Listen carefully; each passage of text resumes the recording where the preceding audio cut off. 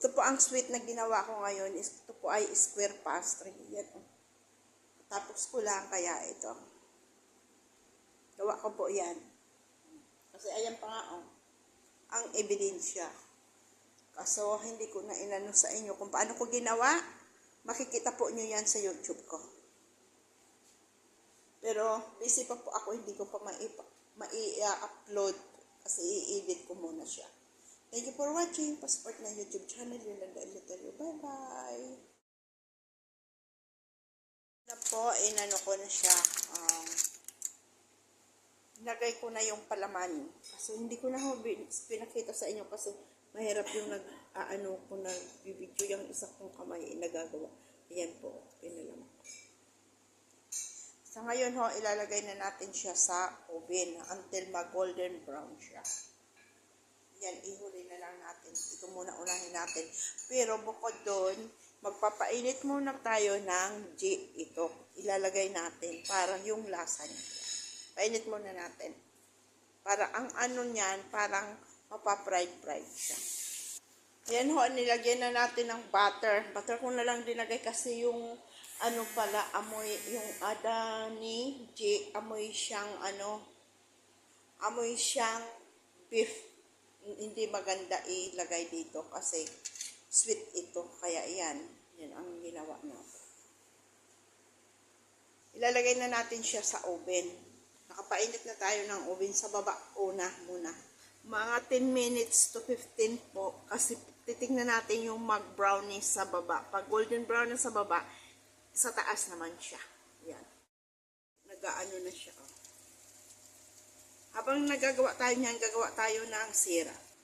So, ayan, gagawa tayo 3 cups of sugar, 1.5 cup of water.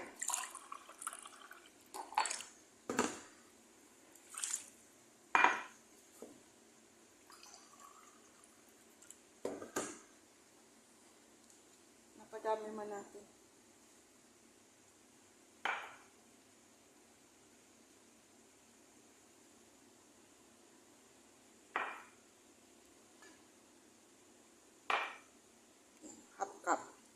Tapos po, lagyan natin siya ng kaunting lemon kasi para mabango at kaunting saffron. Ganun lang. Lutuin natin yan. Yan. Ito po, pag ano na, hindi ko naman po alam kung ilang minuto to. Tatansyahin na lang po natin, bastang i-ano po natin siya sa tubig pagka hindi na ho naghiwalay. Pag ginanon mo hindi na naghiwalay, okay na po yun.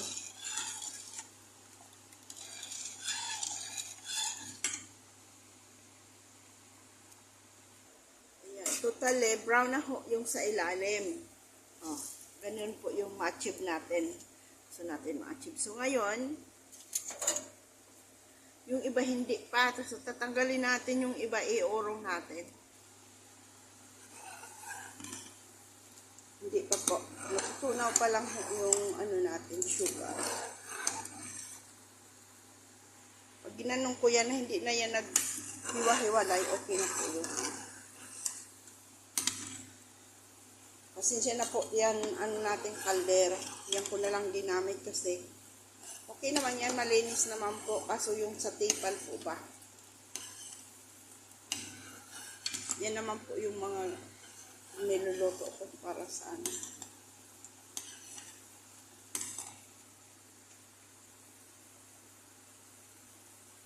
Pwede na natin siya apuyan basta open lang ang ating oven para maano na yung sa taas. Bukas lang natin ganun para sabay na siya.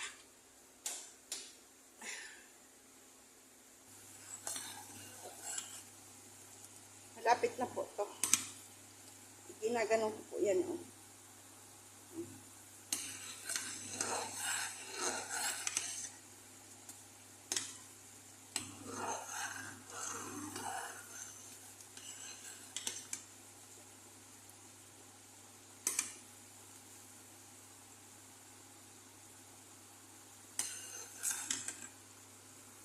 Ganun po.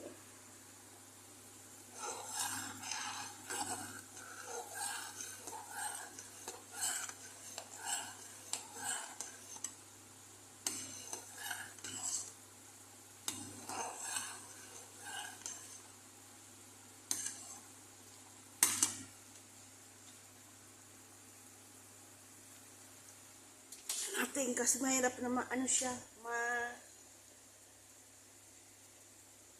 masunog.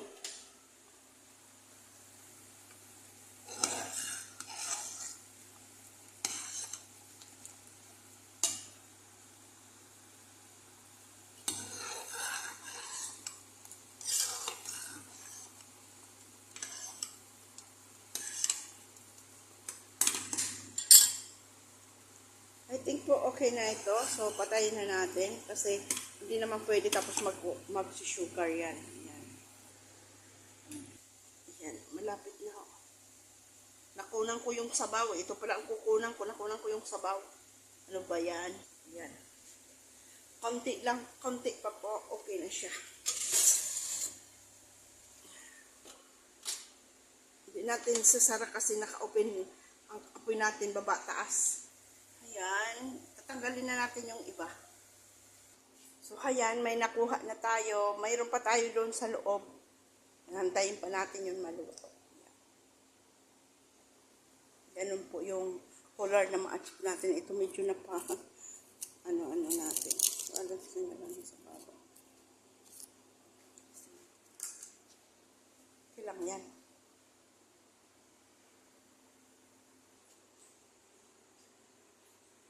Lalagay na natin, linagyan ko na ng sera, ilagay natin. Ayan na ang aking nagawan.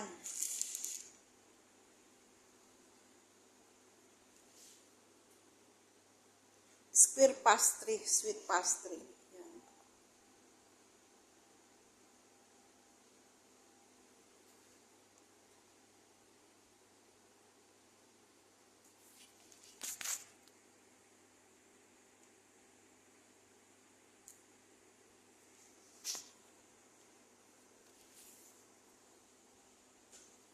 Pagod lang ko. So, ready done. Gagawa tayo ngayon ng square pastry. Ito po ay 5 glass na water, 5 spoon na milk powder, 5 spoon na cornstarch, at 2 think cream ang nilagay ko. So, may lasa, linagyan ko siya ng 3 spoon na sugar. Tikman natin kung. Kasi lalagyan naman natin ito ng sweet mamaya. Hindi naman natin po pwede ito yung masyadong matamis. Lalagyan natin ng sugar, yung tama lang ho. Kasi masyado na siyang matamis. Yan. Yan po ang square pastry. Ibabalot po natin dyan. Yan. Mahal po ito pag binili sa palengke, supermarket. Yan. Pagluto na mahal siya. So, nagagawa na lang po ako. First day of Ramadan. Lagi pa ako ito nagagawa. At gagawa rin tayo ng sera. Lutuin po muna natin to para mapalamig. Ilagay muna natin sa freezer na kaunti para madaling lumamig. Mga half hour ho para siya malamig. Yan. Ito ho yung linagay kong cream. Kayo na lang po, bahala kung anong cream ang gusto nyong ilagay. Pwede rin ho yung sa latang crema. Yan. So, kaya na ho, luto na. Ilalagay ho natin to sa Pyrex. Ilalagay ko sa plat lang para ho madali siya lumamig. At hayan po, na-transfer na po natin. Kukubiran po siya natin itong cling film. Para ho, ilagay natin sa freezer muna para lumamig siya, para magbuo siyang konti bago natin ipalaman. Dapat po ganito siya, yung wala siyang hangin sa loob.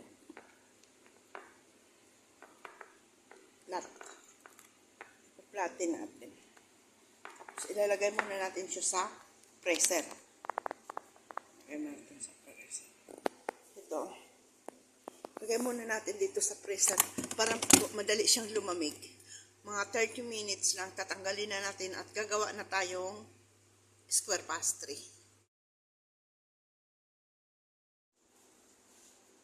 Ito po ang sweet na ginawa ko ngayon. Ito po ay square pastry. Yan. Tapos ko lang kaya ito. Gawa ko po yan. Kasi ayan pa nga ang ebidensya. Kaso, hindi ko na inano sa inyo kung paano ko ginawa.